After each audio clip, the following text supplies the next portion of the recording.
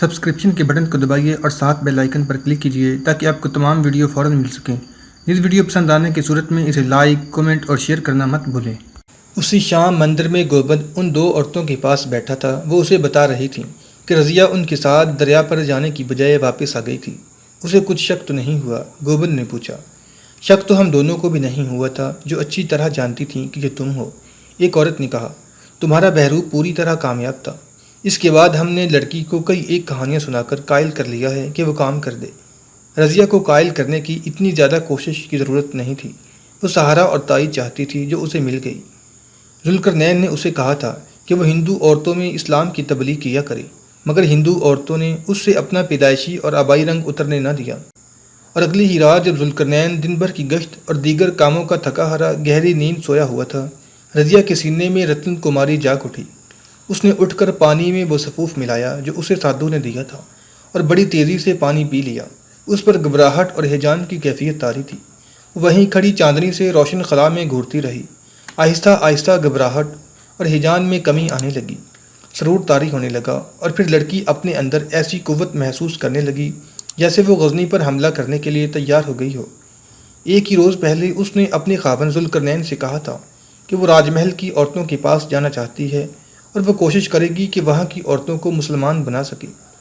ذوالقرنین خوش ہوا کہ رضیہ تبلیغ کا کام دلچسپی سے کر رہی ہے۔ وہ گئی۔ راج محل میں سب جانتے تھے کہ وہ مسلمان کماندار کی بیوی ہے۔ وہ عورتوں کے پاس جاتے جاتے مہاراجہ راجیہ پال کے کمرے میں چلی گئی۔ راجیہ پال اسے دیکھ کر صرف اس لیے خوش نہ ہوا کہ وہ کماندار کی بیوی ہے، بلکہ اس لیے زیادہ خوش ہوا کہ وہ خوبصورت لڑکی ہے۔ اس نے لڑکی کو تپاک اور احترام سے بٹھایا۔ تھوڑی ہی دیر میں وہ اس طرح باتیں کر رہے تھے جیسے وہ ایک مدت سے ایک دوسرے کو جانتے ہوں۔ اجنبیت لڑکی کے اس انکشاف نے دور کر دی تھی کہ وہ ہندو تھی اور مسلمان ہو گئی ہے، مگر اس نے دل سے اسلام کو قبول نہیں کیا۔ اجنبیت کے ساتھ ساتھ شرم و حجاب بھی اٹھ گیا۔ لڑکی کا ارادہ چونکہ کچھ اور تھا، اس لیے اس نے کہا کہ وہ رات کو آئے گی، لیکن ایسے راستے سے کہ اسے کوئی آتے جاتے نہ دیکھ سکے۔ راجیہ پال بھی یہی چاہتا تھا کہ لڑکی کو کوئی نہ دیکھ سکے۔ پکڑے جانے کی صورت میں راجیہ پال کو معلوم تھا کہ ذوالقرنین دونوں کو قتل کر دے گا۔ چنانچہ راجیہ پال نے اسے محفوظ راستہ اور ایک اور کمرہ دکھا دیا۔ اگلی ہی رات رضیہ اس راستے سے اس کمرے میں پہنچ گئی جو راجیہ پال نے اسے دکھایا تھا۔ راجیہ پال نے اسے کہا کہ وہ شراب تو نہیں پیے گی کیونکہ اسے خاوند کے پاس جانا ہے۔ رضیہ نے اسے کہا کہ وہ خود ہی ڈالے اور خود ہی پیے۔ راجیہ پال کھڑا تھا، وہ جھک کر پیالے میں شراب ڈال رہا تھا۔ رضیہ صفوف کے اثر میں تھی۔ اس نے کپڑوں کے اندر سے خنجر نکالا اور ہاتھ اوپر کر کے خنجر راجیہ پال کی پیٹھ میں اتار دیا۔ اس نے خنجر کھینچا، اس کے ساتھ ہی راجیہ پال سیدھا ہوا۔ اس کے منہ سے ابھی آواز بھی نہیں نکلی تھی کہ رضیہ نے اس کے دل پر وار کیا۔ رضیہ نے خنجر کھینچا اور اس کے ساتھ ہی راجیہ پال منہ کے بل گر پڑا۔ رضیہ نے اسے دیکھا، وہ ذرا سا ہلا پھر بے حس ہو گیا۔ رضیہ کو جیسے احساس ہی نہیں تھا کہ اس نے ایک انسان کو قتل کر دیا ہے۔ انسان بھی کوئی معمولی نہیں، مہاراجہ تھا، اور وہ غزنی کی اس سلطان کا دوست تھا جس نے ہندوؤں کی جنگی طاقت کو اسی طرح توڑ پھوڑ ڈالا تھا جس طرح اس نے باطل کے بت توڑے تھے۔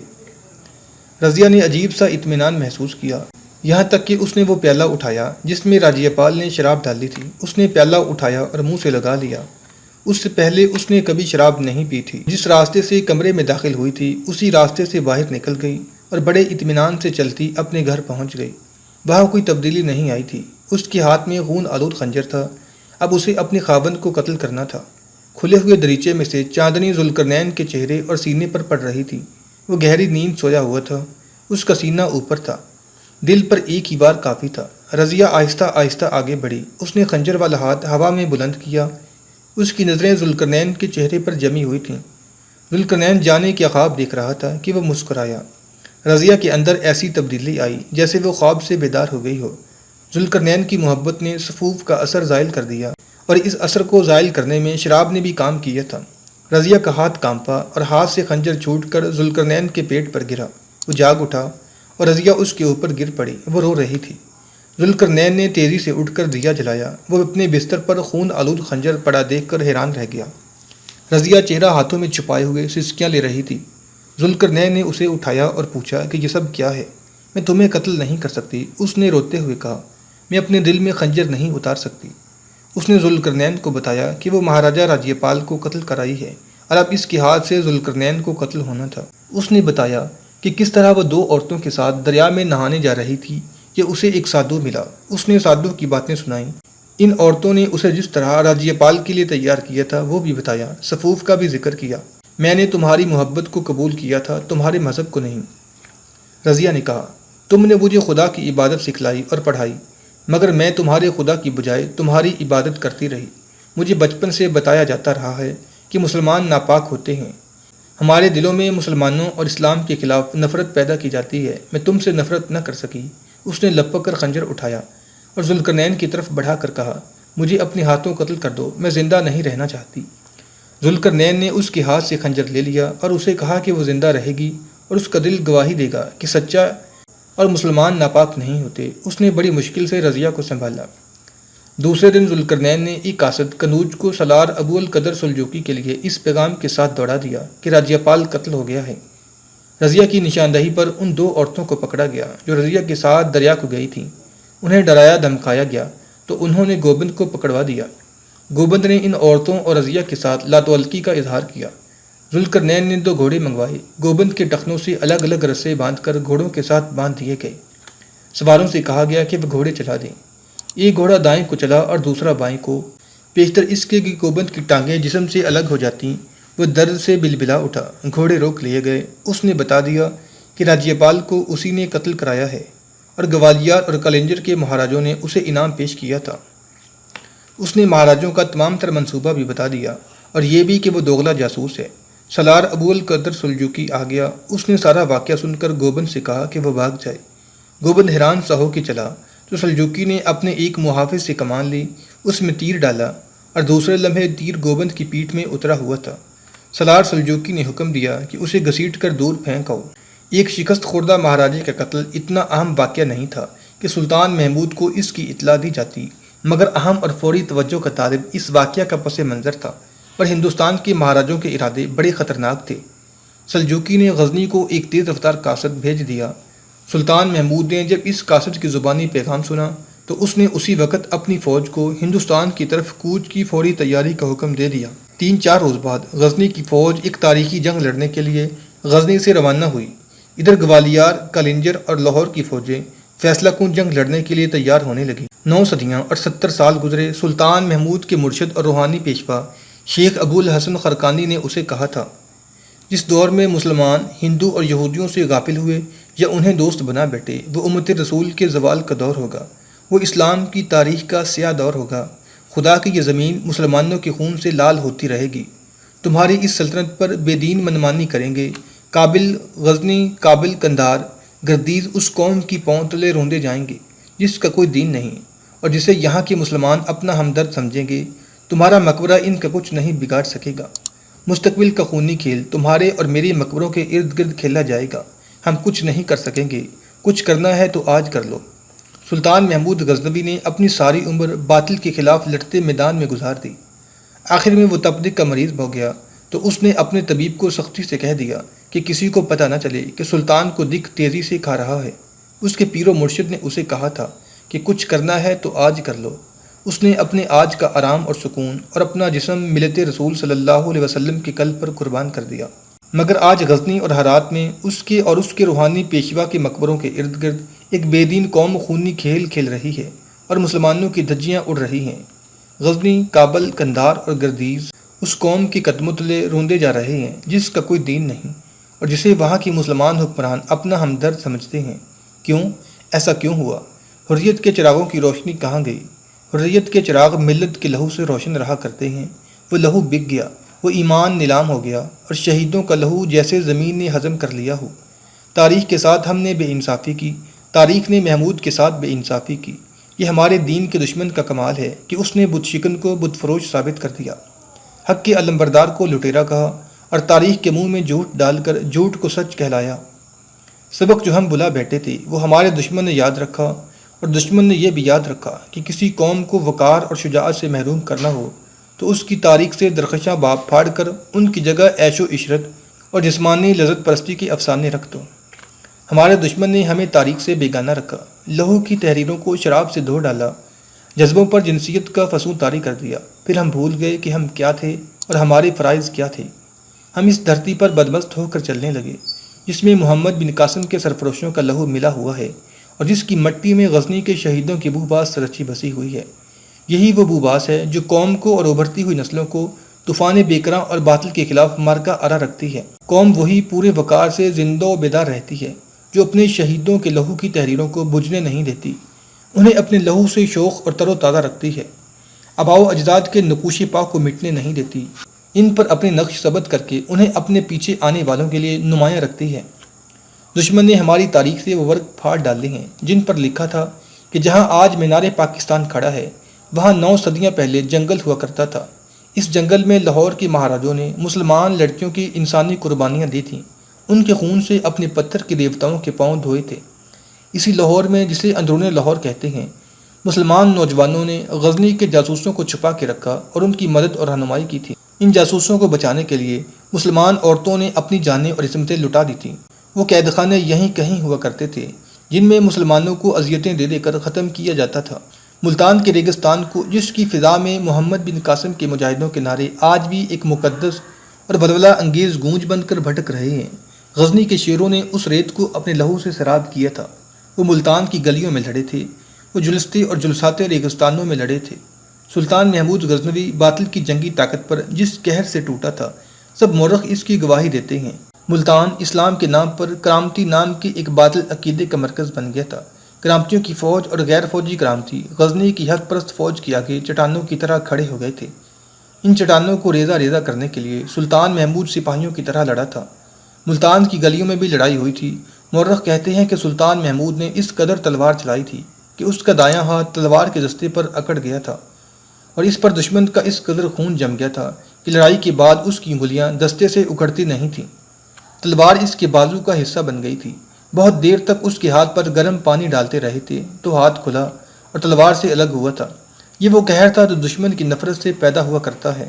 آج بھی ہمارا دشمن وہی ہے، مگر ہمیں اس کی محبت کے سندیش دیے جا رہے ہیں، اور سلطان محمود غزنوی کا مقبرہ ایک بے دین قوم کے ٹینکوں اور طیاروں کی گرج سے لرز رہا ہے۔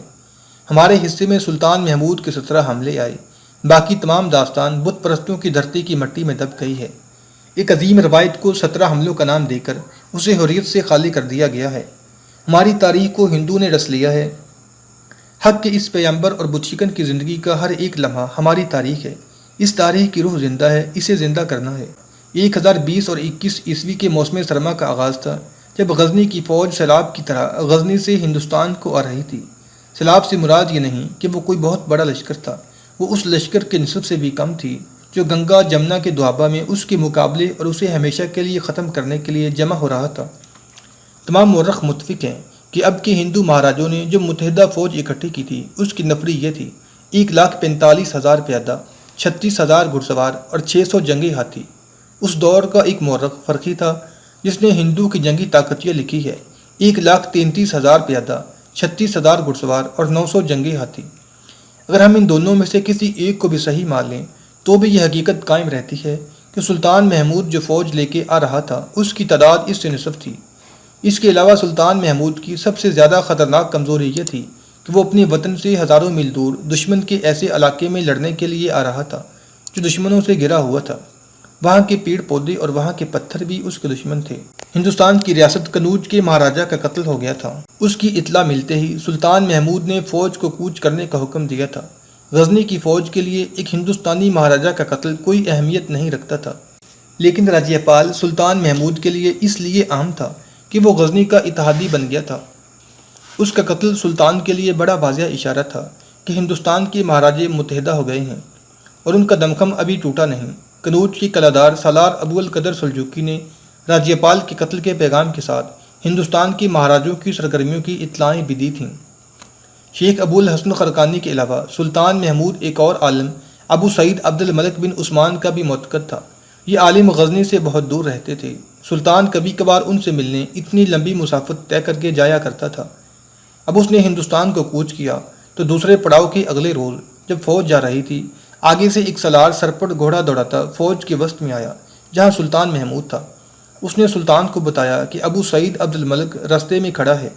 سلطان نے گھوڑے کو اینٹ لگائی اور وہاں پہنچا جہاں ابو سعید کھڑے تھے۔ سلطان گھوڑے سے کود کر اترا اور ابو سعید کے گھٹنے چھو کر مصافحہ کیا۔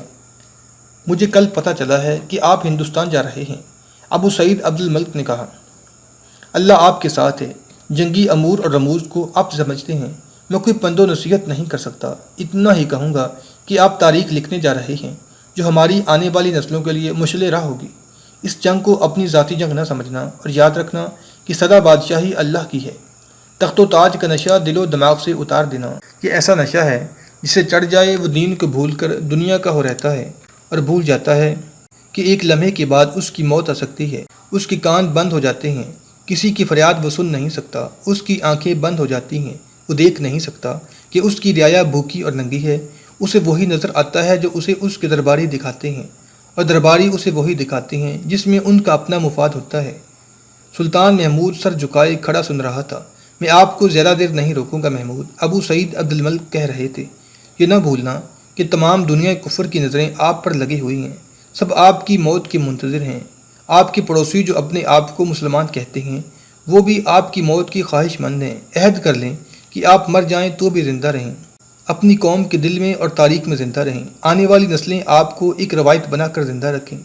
اگر آپ نے ہندوستان کے بت پرستوں کا سر نہ کچلا تو وہ اس وقت تک مسلمانوں کا سر کچلتے رہیں گے جب تک کہ وہاں ایک بھی مسلمان باقی ہے۔ دعا کریں اللہ مجھے کامیابی عطا فرمائے، سلطان محمود نے کہا۔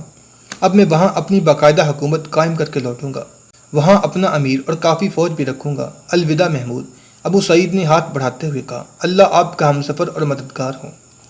سلطان محمود نے ان کا ہاتھ چوما اور گھوڑے پر سوار ہو گیا۔ سلطان محمود جانتا تھا کہ دشمن اس کے آگے بھی ہے اور پیچھے بھی، آگے ہندو اور پیچھے مسلمان، مگر اسے معلوم نہیں تھا کہ اب دشمن اس کے ساتھ بھی جا رہا ہے۔ یہ سلجوقی تھے جو سلطان محمود کی اطاعت قبول کر کے اس کی فوج میں شامل ہو گئے تھے۔ سلجوقی جنگجو تھے جو اپنے سردار لقمان سلجوقی کے ساتھ اس قبیلے سے الگ ہو گئے اور اپنے آپ کو سلجوقی کہلانے لگے تھے۔ وہ بخارا کے پہاڑی علاقے میں آباد ہو گئے۔ انہوں نے ترکستانیوں اور سمانیوں کی لڑائی میں سمانیوں کا ساتھ دیا، بلکہ سمانی ان کے بل بوتے پر لڑا کرتے تھے۔ اس طرح وہ ایک جنگی طاقت بنتے گئے۔ لقمان سلجوق کے بیٹے اسرائیل سلجوق نے بخارا میں خاصا اثر و رسوخ حاصل کر لیا۔ اس نے ایک حکمران الپتگین کی بہت مدد کی۔ اسرائیل اور الپتگین کی گہری دوستی ہو گئی۔ سلطان محمود نے اپنی ان دشمنوں کو کچلنے کے لیے حملہ کیا تو دونوں بخارا کے پہاڑی علاقوں میں بھاگ گئے تھے۔ علی خان ایک طاقتور حکمران تھا، وہ کسی نہ کسی کو ساتھ ملا کر سلطان محمود کے ساتھ بہت لڑا تھا، مگر اس نے ہر بار شکست کھائی۔ آخری شکست کے بعد جب وہ اپنے خاندان کے ساتھ کسی خوشنما پہاڑی علاقے میں چھپا ہوا تھا تو اسرائیل اسے ملنے گیا۔ اس لڑائی میں اسرائیل کے سلجوقی علی خان کے ساتھ نہیں تھے۔ اسرائیل اسے تلاش کرتا اس تک پہنچ گیا۔ ایک تو قدرت نے اس جگہ کو اپنا حسن دے رکھا تھا، دوسرے علی خان کی خیمگاہ نے وہاں محل جیسی رونق بنا رکھی تھی۔ وہ اپنی دنیا کا بادشاہ تھا، اپنی بادشاہی کو وہ سلطنت غزنی تک پھیلانے کے لیے لڑ رہا تھا، مگر شکست کھا گیا۔ اس کی خیمگاہ میں عورتیں بھی تھیں، ناچنے گانے والیاں بھی تھیں، اور محل کی تمام تر لوازمات اور شان و شوکت وہاں موجود تھی۔ اسرائیل جب وہاں گیا تو علی خان اسے خیمے میں ملا۔ یہ خیمہ محل کے کمرے جیسا خوشنما اور کشادہ تھا۔ اسرائیل کو وہ جانتا تھا۔ اسرائیل وجیحہ جوان تھا اور خوبرو تھا، اس کی آنکھیں سبز تھیں اور وہ سلجوکیوں کا سردار تھا، اور سلجوکی ایک جنگی طاقت تھے۔ اب میرے پاس کیوں آئی ہو؟ علی خان نے اس سے پوچھا۔ یہ دیکھنے کے لیے کہ میدان جنگ سے بھاگے ہوئے سردار کی حالت کیسی ہوتی ہے، اسرائیل نے طنز کیا۔ آپ کو مجھ سے یہ گلہ ہے کہ میں آپ کی مدد کو نہیں آیا، اور مجھے یہ شکایت ہے کہ آپ نے مجھے مدد کے لیے بلایا نہیں۔ کیا آپ اپنے آپ کو اتنا طاقتور سمجھ بیٹھے تھے کہ میرے بغیر غزنی کے محمود کو شکست دے سکیں گے؟ تو میں خود آنا چاہیے تھا، علی خان نے کہا۔ نہیں، اسرائیل بولا۔ اب محمود کو شکست دے کر خود غزنی اور بخارا کے بادشاہ بننے کے خواب دیکھ رہے تھے۔ سمانی میرے قبیلے کی مدد کے بغیر ترکستانیوں کو شکست نہیں دے سکتے تھے۔ سمانی اس وقت ختم ہو گئے جب سلجوکیوں نے ان کا ساتھ چھوڑ دیا۔ ترکستانی آج بھی ہم سے ڈرتے ہیں۔ کہ تم مجھے تانے دینے آئے ہو؟ علی خان نے کہا۔ کہ تم یہ دیکھنے آئی ہو کہ میں کتنا کمزور ہو گیا ہوں؟ نہیں علی خان، اسرائیل نے کہا۔ شکست کا اتنا اثر قبول نہ کرو کہ دوست اور دشمن کو بھی پہچان نہ سکو۔ ہم دونوں کا دشمن ایک ہے، غزنی کا سلطان محمود۔ آپ اکیلے اسے شکست نہیں دے سکتے، میں اکیلا اپنے سلجوکیوں کے ساتھ اسے شکست دے سکتا ہوں اور دوں گا۔ میں یہ دیکھنے آیا ہوں کہ آپ میری کیا مدد کر سکتے ہیں، کیا مجھے کچھ فوج دے سکتے ہیں؟ اگر نہ دے سکیں تو بھی میں سلطان محمود سے لڑوں گا، الپتگین میرے ساتھ ہے۔